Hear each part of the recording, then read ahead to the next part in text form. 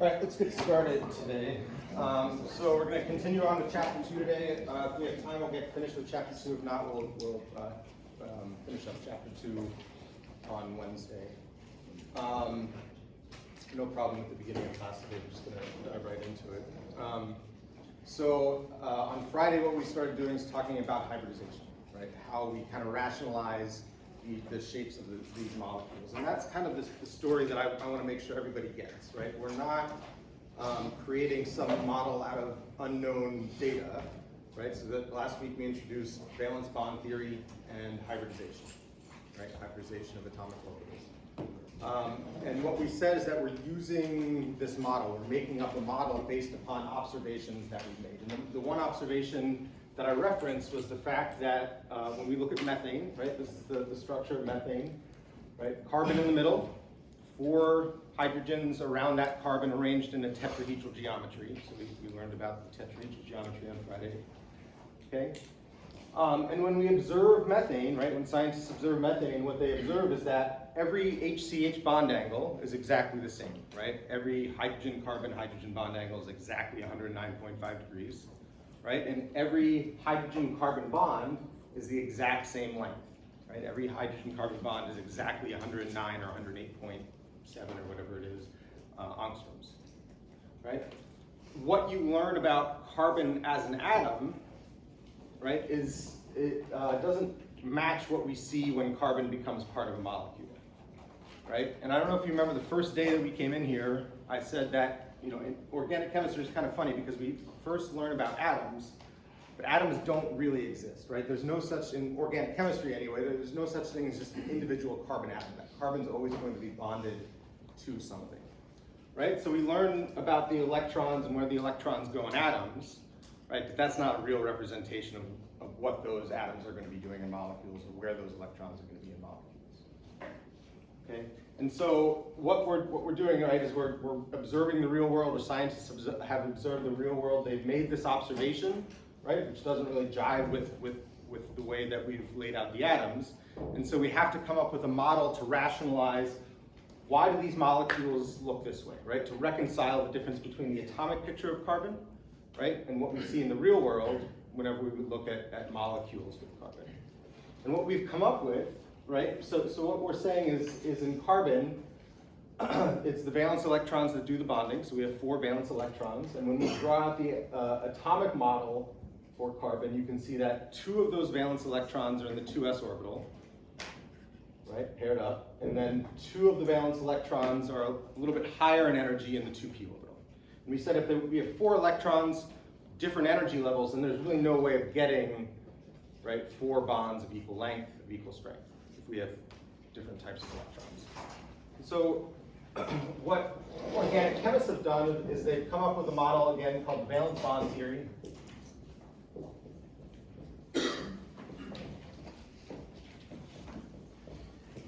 Right, which says that it's not the 2s orbital that's doing the bonding, right? It's not the 2p orbitals that are participating in bonding in carbon, but it's some hybrid of them, right? So these 4 orbitals, the 2s, 2px, 2py, 2pz, they're coming together, right? It's basically squishing together and then pulling apart to get 4 new orbitals that are all exactly the same.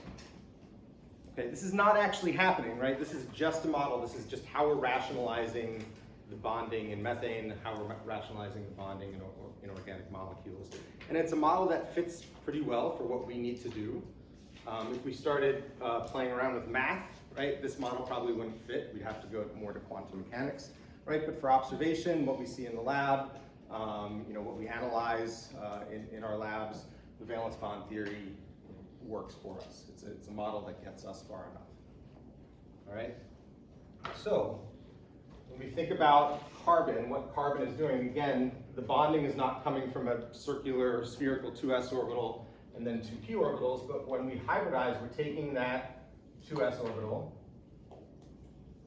right, and we're combining it, or it's being combined with the 2px, 2py, 2pz,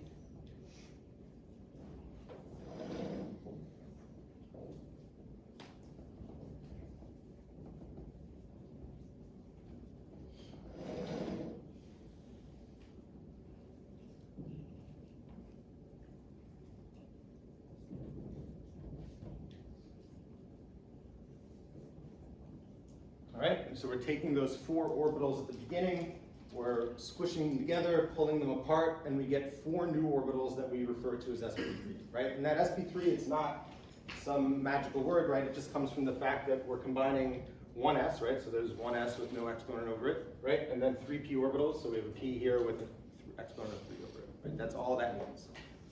Okay, so we're taking 4 orbitals, we're getting 4 new orbitals out that are all exactly the same. And the fact that we now have 4 new orbitals that are all exactly the same, right, that can rationalize why when we observe methane or other molecules like methane, we see carbon-hydrogen bonds that are all exactly the same, right? Bond angles that are all also exactly the same. Yeah? Is there a reason that we include the 2pz portion in it because it doesn't have any electrons? Because we have 4 electrons here. Right? And whenever you make a bond to hydrogen, right, one of those electrons has to come from carbon. Oh, I see. So essentially it's like moving one of the electrons from the 2s up. Right, right. So we're only going to hybridize the number of electrons that we have, right? There's no reason to hybridize anything like that. Other questions?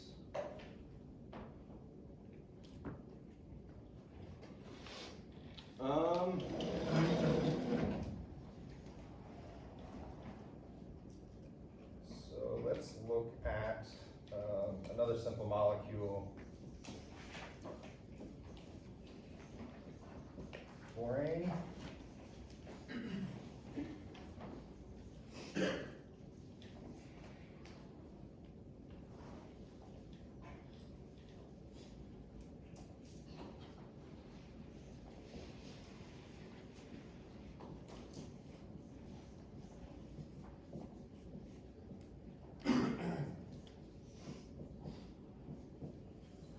Okay, so boron has 3 bonds to hydrogen, right? When we observe borane, for this class anyway, borane actually has a slightly different structure that we're not going to get into, but we're going to simplify it today.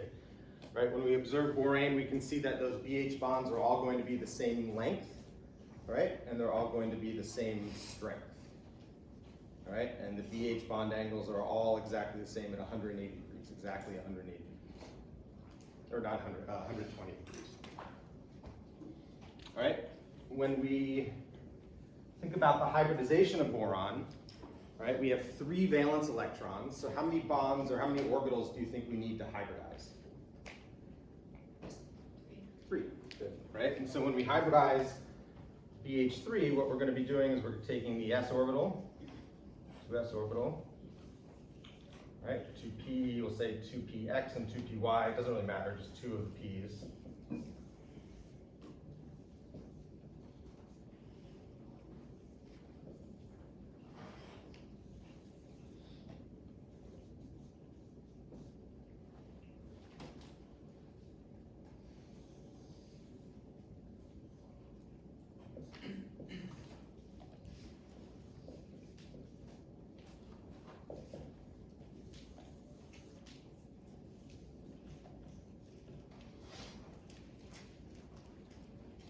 Right, so we have 3 bonds. We need to hybridize 3 orbitals, right, or 3 bonding partners. So we need to hybridize 3 orbitals. Okay, but remember, we still have that p orbital left over. So that is still there, right? It just remains unhybridized. It's not mixing with the s orbital. It's not mixing with the other p orbitals, right? So we get 3 of these, okay, and we have a leftover p orbital.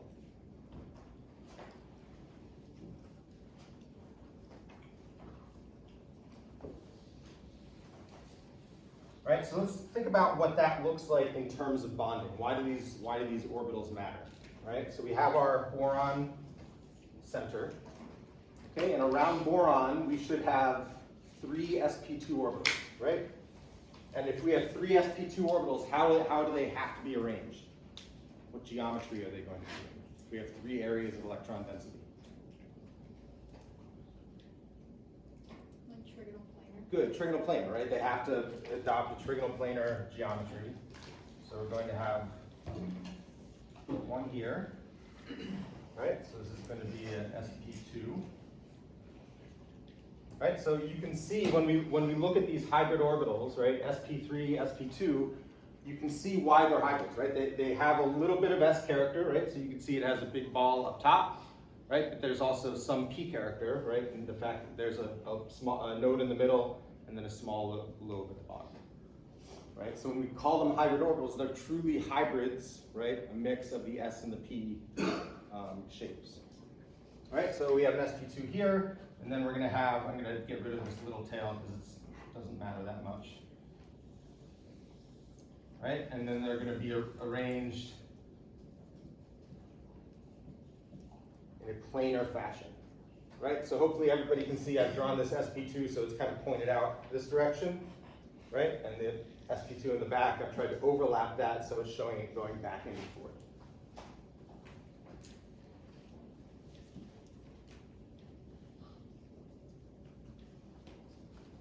All right, so these are the boron. Nope.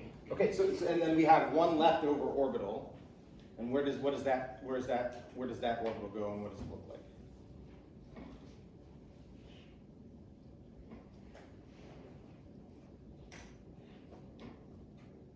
It would be up and down. Excellent. Right. So our p orbital that was unhybridized.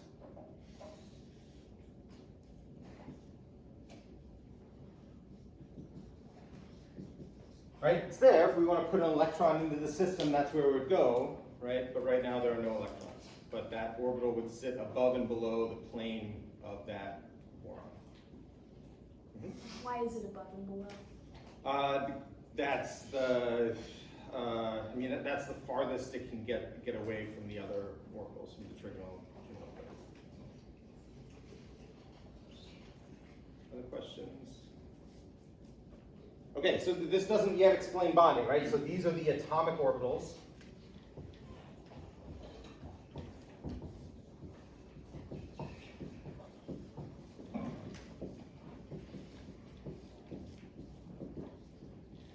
Right, hybridized atomic orbitals of boron. We have 3 hybrid orbitals and then 1 unhybridized orbital. And so when we think about the bonding, that boron will have the hydrogen.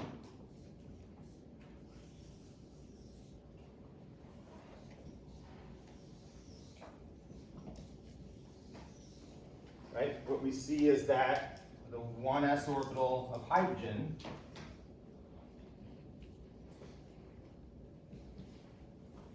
is going to be overlapping with the sp2 orbitals of boron, right? And that orbital overlap, just like when we make a dihydrogen, right? We're bonding the 1s orbital of one hydrogen, the 1s orbital of another hydrogen, and we create that sigma bond. Okay, here, this sigma bond that we're showing in the structure, that sigma bond comes from the overlap of the 1s orbital of hydrogen with the sp2 orbital of boron. All right, and so what that creates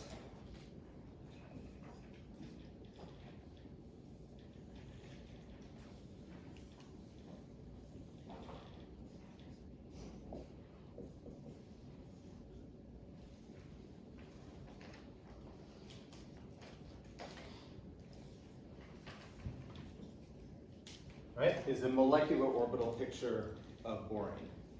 Right, so we're taking our atomic orbitals, our sp2 and our 1s, overlapping them and creating 3 sigma molecular bonding orbitals.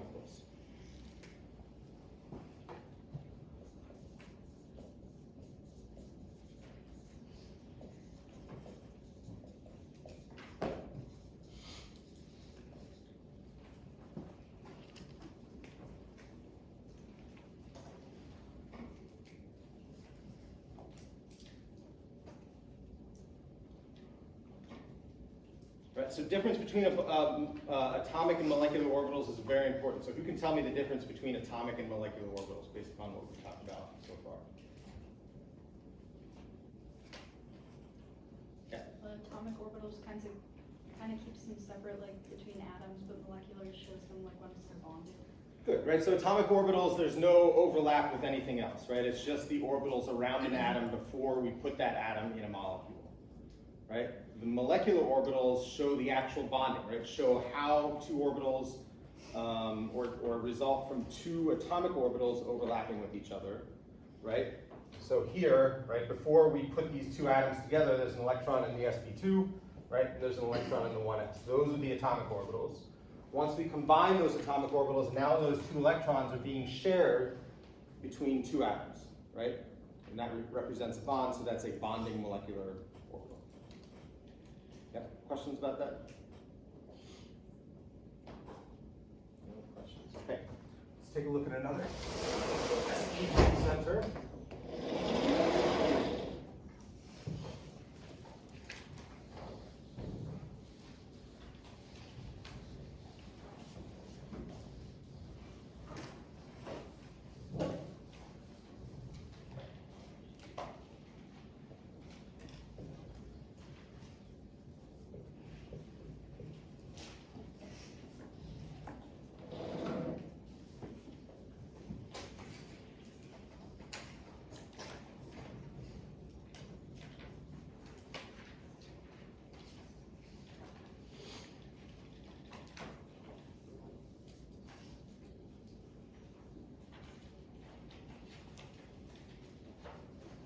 Okay, so sp3 centers, we're going to have 4 bonding partners, right? They're going to be tetrahedral. We're going to have 4 areas of electrons around a center, right? sp2 centers, trigonoplanar centers, right? We're going to have 3 areas of electrons around a center, right? And so when we look at formaldehyde, we can identify the carbon and the oxygen both as being sp2 hybridized.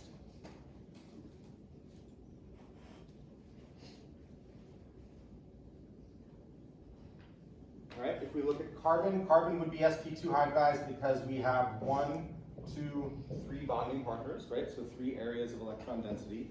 Right? Even though this is a double bond, we count it as 1 area of electron density.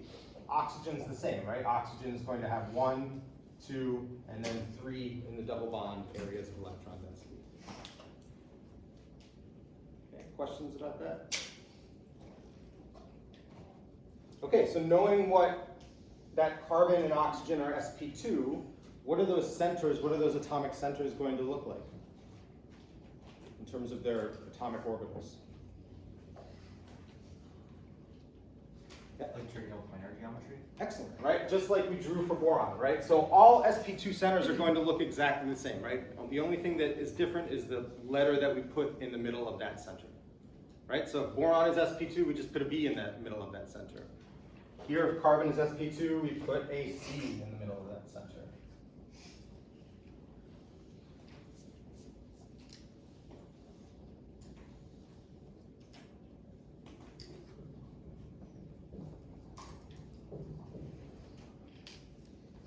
Right? And just like boron had an unhybridized p orbital, if carbon is sp2, carbon is also going to have an unhybridized p orbital. Question, yeah? I'm trying to understand, if the carbon has double bonds, does that like change the bond type? Does it, sorry, say it again, does it change what? The bond type, like sigma or pi? Yeah, we're gonna get to that just right now. All right, oxygen is also sp2 hybridized, so we're gonna draw oxygen in the same way.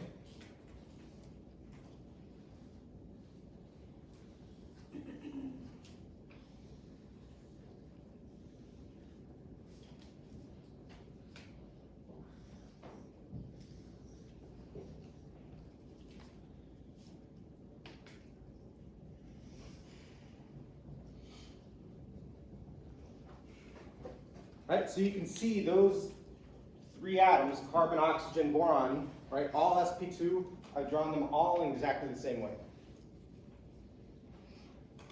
Right, 3 planar sp2 orbitals, and then a p orbital that exists above and below that sp2 plane.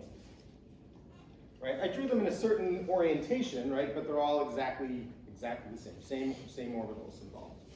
All right, and so when we look at the molecule, this formaldehyde molecule, hopefully you can see how that oxygen and carbon, or what orbitals are involved in that carbon-oxygen bond. All right, so can you identify one of the types of bonds that's in that double bond based upon what I've drawn up here? Yep. Sigma. Excellent, right? So you can see this sp2 orbital overlap.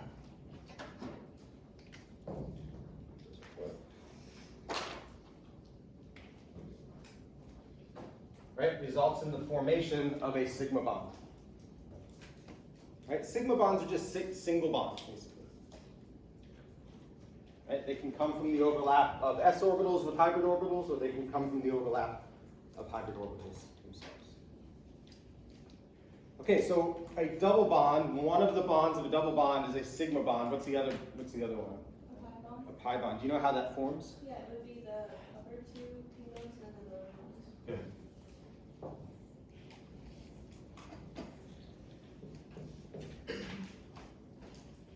All right, so that second bond, the pi bond, comes from the overlap of the p orbitals.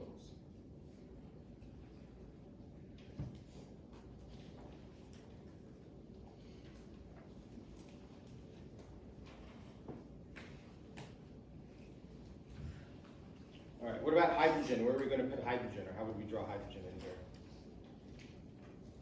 Yeah. I would have a 1s orbital, or, Excellent. yeah, connected to the carbon. All right, so hydrogen's really easy because it's always going to bond using its 1s orbital. That's the only place the electrons in hydrogen can go. Right, so this would also result in the formation of a sigma bond.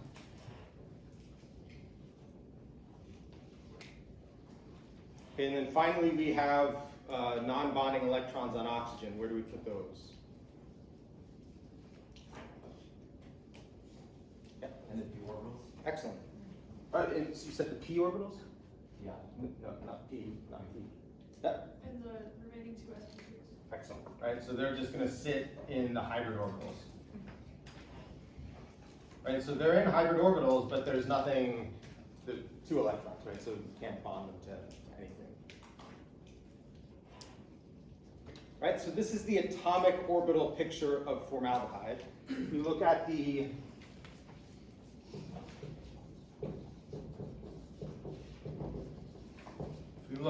molecular orbital picture, it looks the same, probably just a lot less cluttered.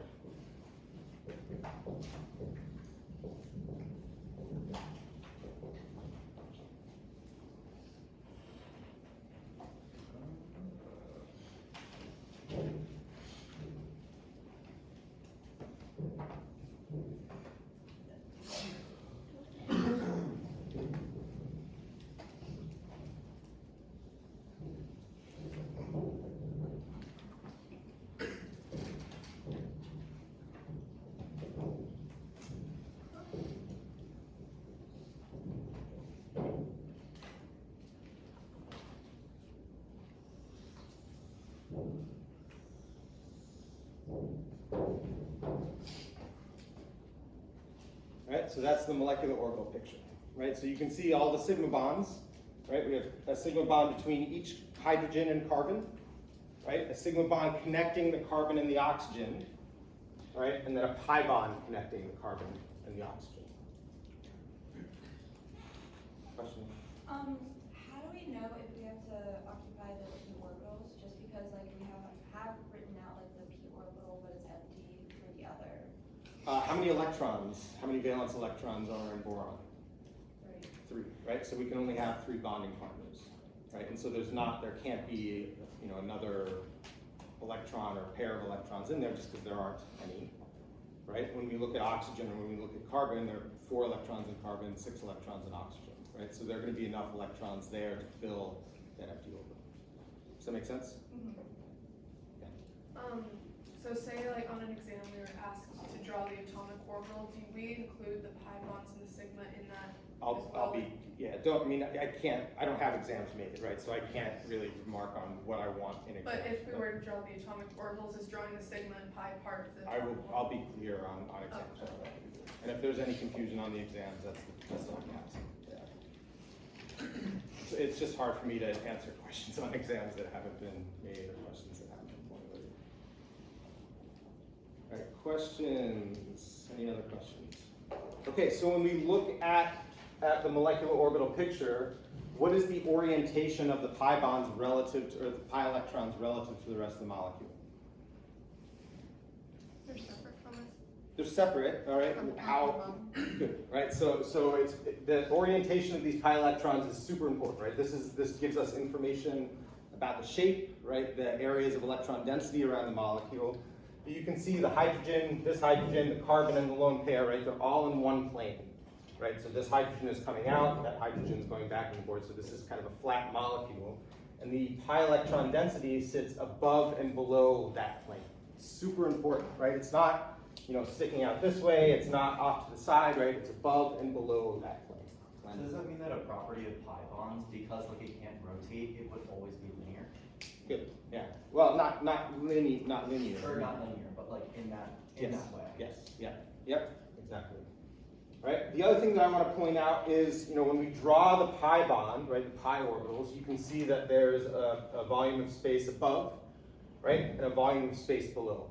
This is not two different pi orbitals, right? This is one pi orbital, pi bonding orbital, right? And the two electrons that are being shared between carbon and oxygen can spend their time in any of that area, right? So there are only two electrons, right? Not 4 electrons, just 2 electrons, but that orbital is just split between 2 different volumes of space, right? So don't get confused and look at that and say, that's 2 pi bonds, or it's only 1 pi bond, right? It just represents 1 pi bond orbital.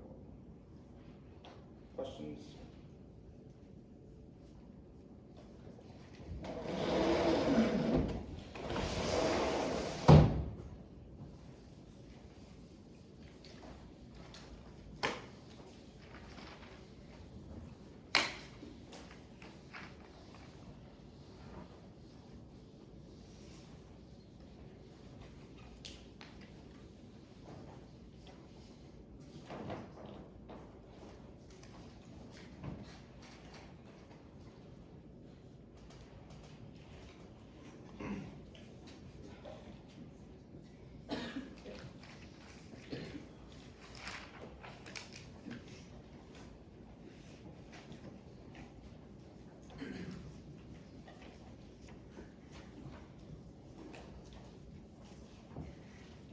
It's the molecule hydrogen cyanide, pretty bad poison, right? We're going to focus on the carbon and the nitrogen in this molecule, right? You can see the carbon has 2 bonding partners, the hydrogen and the nitrogen, right? And then the nitrogen has 2 areas of electron density. It's bonded to the carbon, and then it has a lone pair. So what would the hybridization of these 2 atoms be, based upon what we've learned so far? SP? SP, right? So only 2 areas of electron density, right? So we only need to hybridize 2 orbitals in each of those, SP. Right? And so just like the other hybridizations, right? We're taking our 2s, right? In this case, only one of the p's, say px.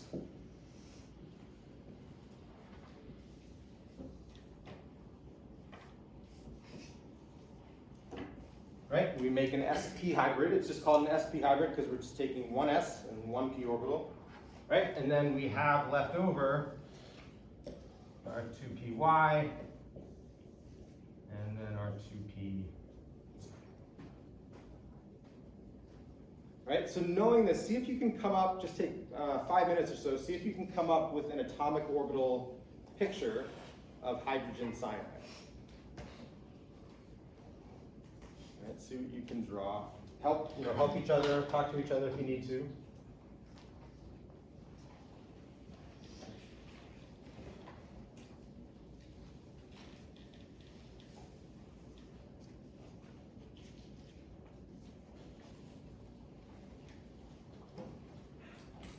Remember, electron groups like to be spread out, far apart from each other.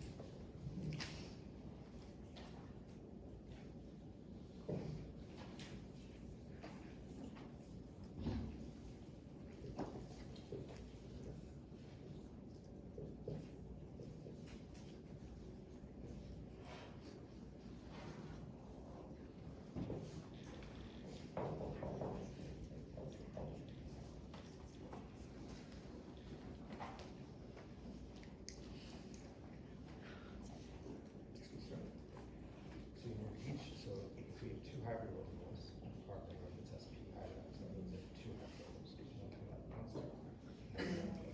Same thing. Okay.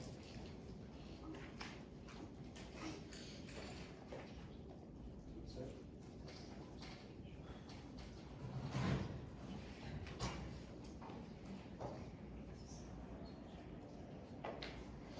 so remember, nitrogen is sp hybridized, right? So it's going to have only two sp orbitals. We're showing three orbitals here. What's that?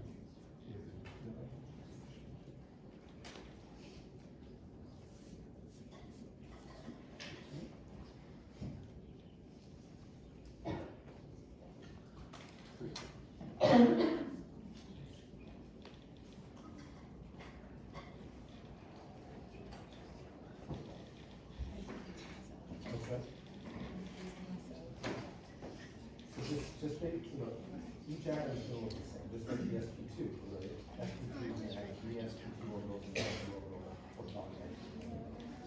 sp, right, they're going to be two sp orbitals and then two p orbitals coming out of the center.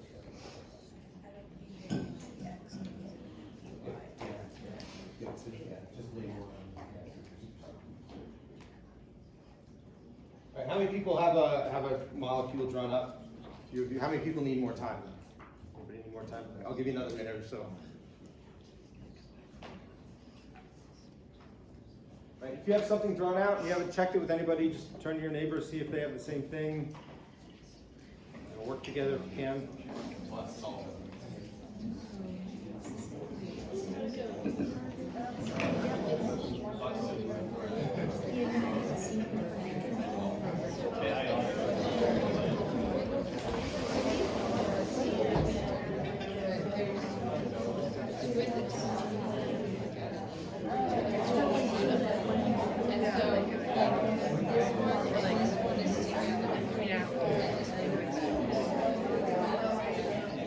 Yeah, I've just drawn it.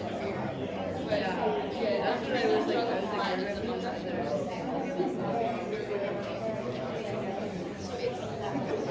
So it's top high, they're parallel.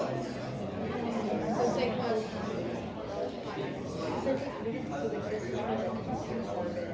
And then they're trying to like get away from each other.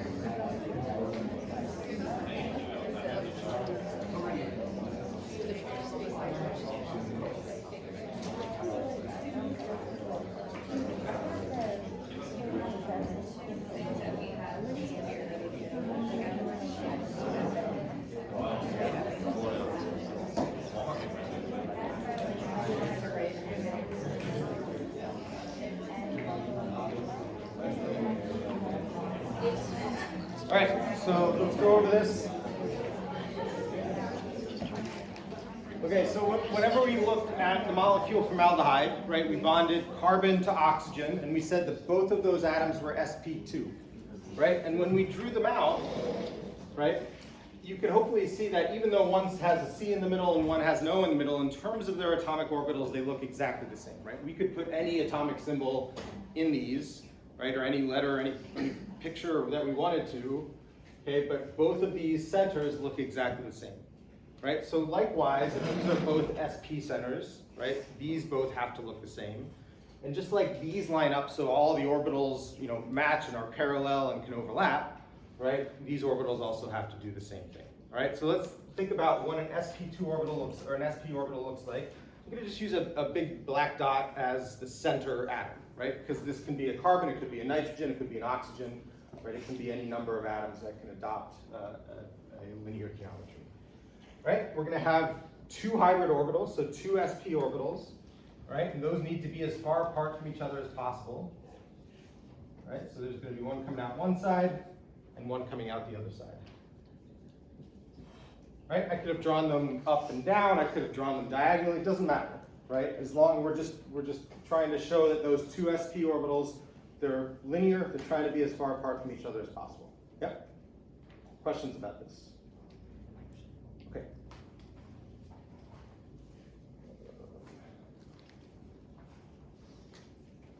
right? So we have our 2 hybrid orbitals, and then we have to fit in our unhybridized p orbitals, right? So there's going to be one unhybridized p orbital that exists above and below the plane, right? We'll call it py, say, it doesn't really matter. Okay, and then the second unhybridized orbital you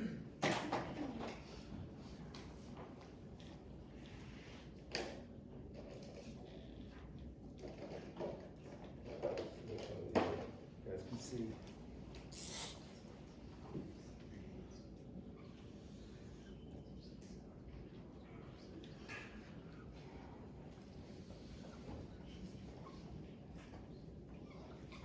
Right, we'll call PZ. It's going to be, I've tried to draw that so it's showing coming out toward you, right? One lobe is coming out toward you, and one lobe is going into the core. Right, so all of those have an orthogonal relationship, right? The 2 sp2 orbitals are linear, right? The py orbital is going to be vertical, and the pz orbital is coming out towards you and going back into the core, perpendicular to the core. Right, questions about this? Okay, so again, I've just used a black dot to represent the atom, right? But here, both of these are sp hybridized, so we can substitute that black dot with a carbon or a nitrogen, right? And hopefully you can see how this triple bond is forming, right? So let's draw this out completely.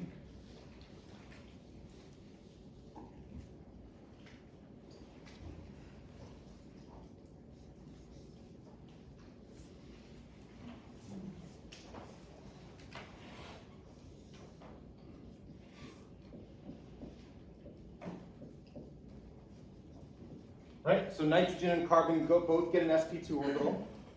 Okay, there's a sigma bond that forms from the overlap of an not sp2, what are we doing here? Sp. Right, there's a sigma bond that forms from the overlap of an sp orbital on nitrogen, right, and an sp orbital on carbon. Questions? Good, okay. Right, they're both going to have a py orbital. Right, and we'll draw those going the same direction. Show how those overlap.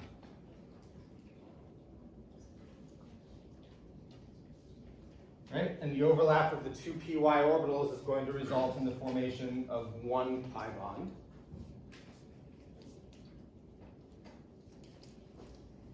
Right, and then we have our pz orbital.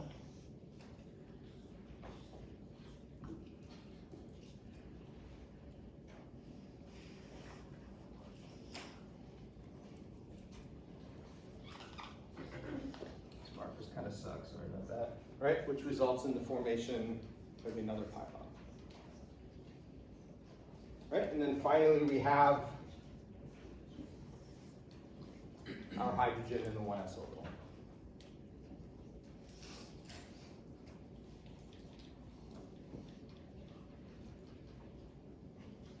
Okay, whenever you draw these pictures, right, it's important to show where the electron density is, right? So when we identify where the pi electron density is in this molecule, where is it? You can describe how the pi electrons are arranged around this molecule.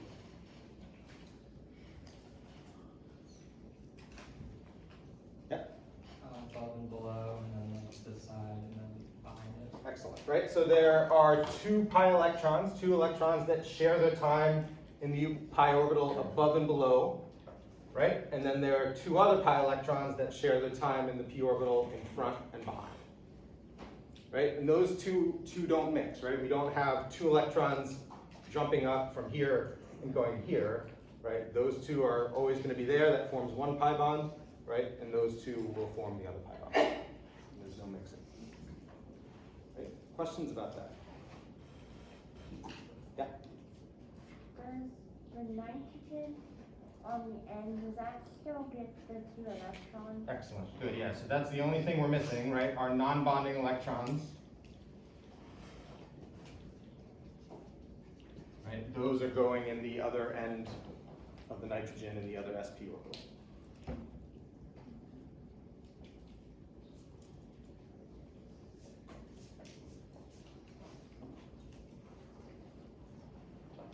Questions about this? Okay.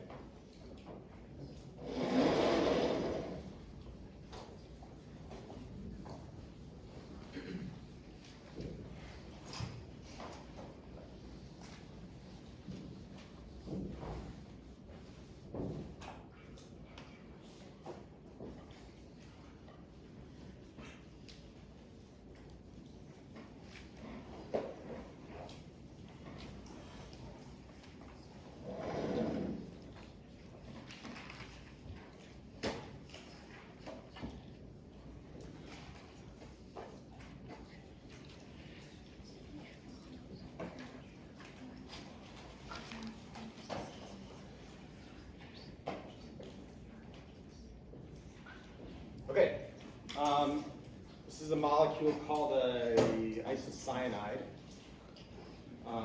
And what I want to do is identify the hybridization of the three atoms or the carbon, nitrogen, and oxygen in this isocyanide. Right, so let's start with oxygen. How many people think oxygen is sp3? sp3, right? How many people think it's sp2? Right, how many people think it's sp? Okay, good, sp2. Who can explain why it's sp2 or why we would identify this as sp2? Yeah? Because there are 3 sections of like electron. Awesome, right? So 3 areas or 3 sections of electron density, right? We have 1 bond to carbon and then 2 lone pairs. So just like the oxygen in formaldehyde, right? This would be an sp2 hybridized oxygen. All right, what about carbon? How many people think carbon is sp3? sp2? sp? You guys are great, awesome. sp, right? So you can see 2 bonding partners, no lone pairs, right? So only 2 areas of electron density. And then finally nitrogen, sp3, sp2, awesome. Right, so 1 bond to hydrogen, a double bond to carbon, and then a lone pair. So 3 areas of electron density. Okay. If we wanted to draw, I'll draw out this really quickly, what this looks like.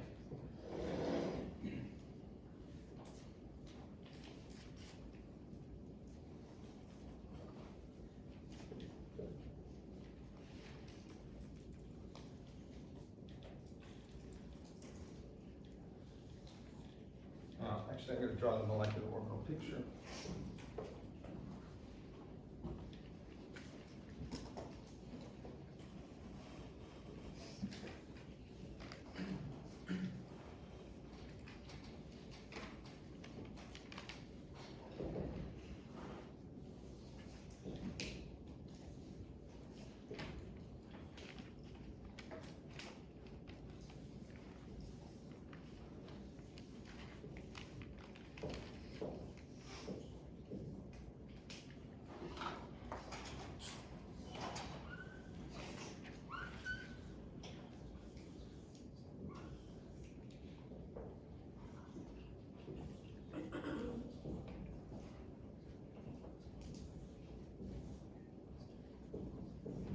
Okay, so there's the molecular orbital picture for this molecule. Right, a couple of things that I want to point out.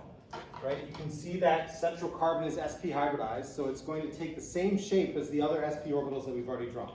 Right, there's going to be 2 linearly aligned sp orbitals. Right, then there are going to be 2 orthogonal to 2 perpendicular p orbitals. So you can see, right, carbon is using 1 sp orbital to make a sigma bond to nitrogen. It's using the other sp orbital to make a sigma bond to oxygen, right? It's using, in this case, we'll say the py orbital to make a pi bond to oxygen, right? And then the pz orbital is being used to make a pi bond to nitrogen,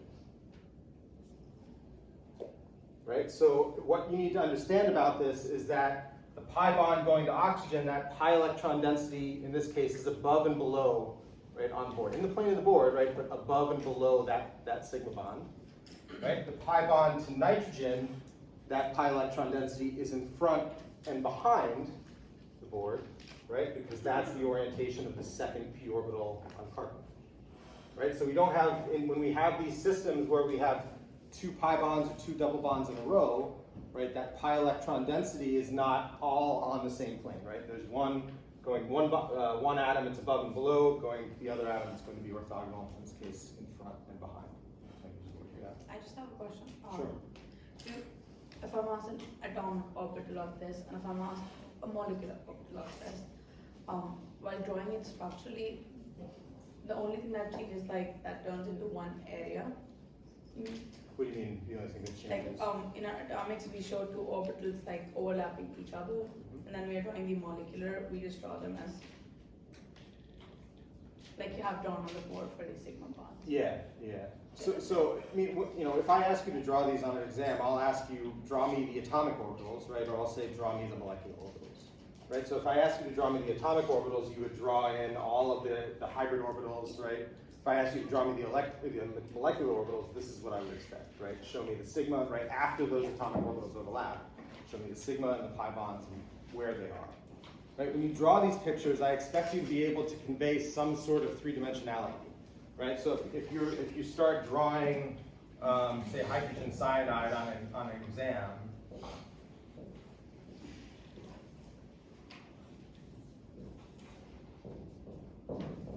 right? If you draw hydrogen cyanide like this, that's not a very accurate picture of where the electron density is around the carbon-nitrogen bond. Right, so I expect you to be able to show me, right? Is it above and below? Is it in front and behind? So get used to showing these overlaps. Right? I know not everybody's a good artist, and I've had lots of practice, but you know, I want you to practice and really have some idea of where that. Sorry to get this silly question, but whenever you have an H, do you have to draw like the sigma bond to the H at the end, or is it just not necessary? Yeah, sorry, I didn't put that in there. Thanks. Oh, that's not where it goes here. Sorry. Thanks.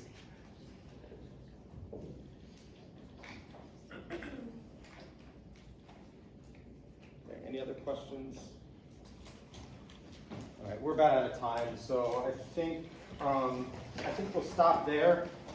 Before tomorrow, so we're starting lab this week. We're not going to actually be in the lab tomorrow. We're going to be doing some computer activities. Before tomorrow on Moodle, there's a presentation we'll start off with on Wednesday on how to draw organic structures. Right, it's gone over in the book as well. I mean, it's just an abbreviated way of drawing structures, so we're not, for every carbon atom, drawing a carbon, right? For every hydrogen, we're not putting those in. So take a look at that presentation online, because tomorrow you're gonna get some practice drawing structures using ChemDraw. Okay, so just make sure you read that before coming to class.